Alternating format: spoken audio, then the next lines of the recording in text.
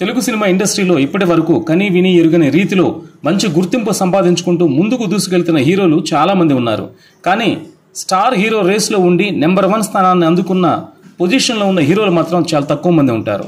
అందులో అల్లు అర్జున్ ఒకరు. టాలీవుడ్ ఇండస్ట్రీని వెళ్తున్న హీరోలు చాలా తక్కువ మందే ఉన్నారు. అయితే ఒకప్పుడు మెగాస్టార్ చిరంజీవి సినిమా ఇండస్ట్రీ మొత్తాన్ని శాసించిన విషయం మనకు తెలిసిందే.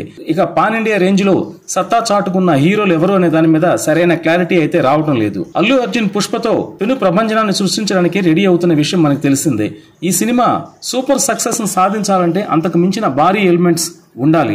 ప్రస్తుతం సగటు ప్రేక్షకుడు ఇండియన్ సినిమాని మన ఇండస్ట్రీలో ఉన్న సినిమాలనే కాకుండా ప్రపంచవ్యాప్తంగా ఉన్న సినిమాలన్నింటితో పోల్చి చూస్తున్నాడు. కాబట్టి ప్రేక్షకులు చాలా అప్డేటెడ్ గా ఉంటున్నారు.